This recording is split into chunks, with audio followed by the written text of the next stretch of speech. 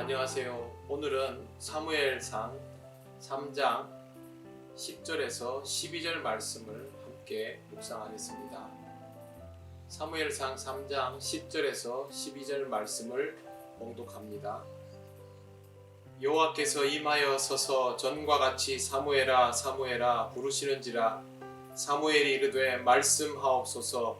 주의 종이 듣겠나이다 하니, 여호와께서 사무엘에게 이르시되 보라, 내가 이스라엘 중에 한 일을 행하리니 그것을 듣는 자마다 두 귀가 울리리라. 내가 엘리의 집에 대하여 말한 것을 처음부터 끝까지 그날에 그에게 다 이루리라. 아멘. 사무엘은 이제 하나님의 부르심에 제대로 반응합니다. 사무엘이 이렇게 할 수 있었던 이유는 엘리로부터 어떻게 해야 하는지를 배웠기 때문입니다. 배울 수 있다면 우리의 신앙은 생각보다 훨씬 더 잘 성장할 수 있습니다. 이제 하나님은 사무엘에게 말씀하십니다. 11절, 여호와께서 사무엘에게 이르시되 보라, 내가 이스라엘 중에 한 일을 행하리니 그것을 듣는 자마다 두 귀가 울리리라. 하나님은 이제 이스라엘에게 무슨 특별한 일을 행할 것이다 말씀하셨습니다. 그게 얼마나 특별한 일인지는 이 표현을 보면 잘 알 수 있습니다. 그것을 듣는 자마다 두 귀가 울리리라. 두 귀가 울린다 하는 말은 전율을 느낄 정도로 충격에 빠지는 일이 발생할 것이라는 말입니다. 이스라엘 사람들에게 이런 표현은 제일 먼저 종말과 심판을 떠올리게 만듭니다.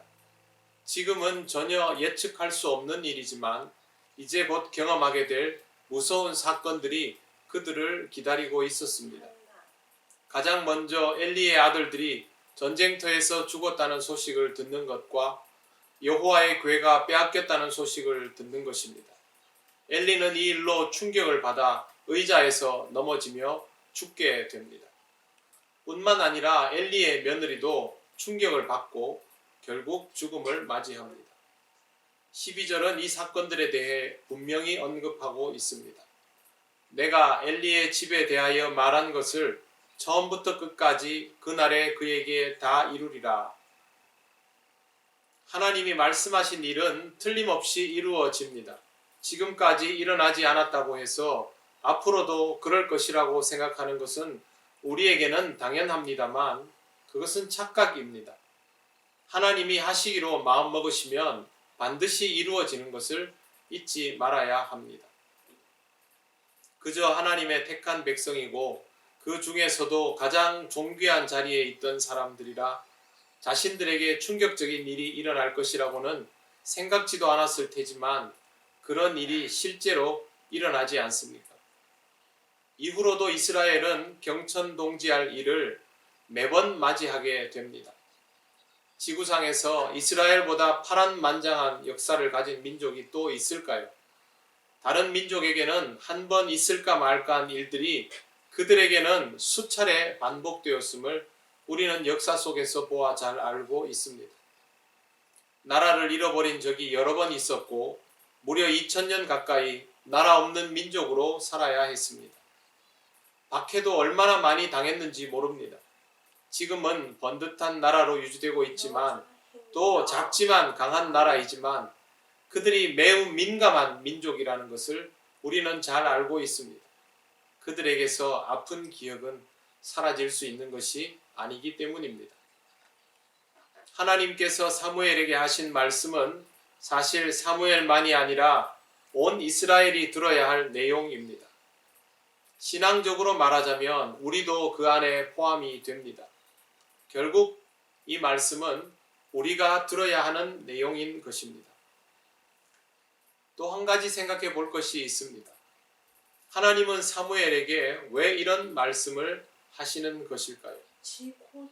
너는 예외다, 그런 말씀을 하시는 걸까요? 아니면 너도 똑바로 해라, 이렇게 말씀하시는 걸까요?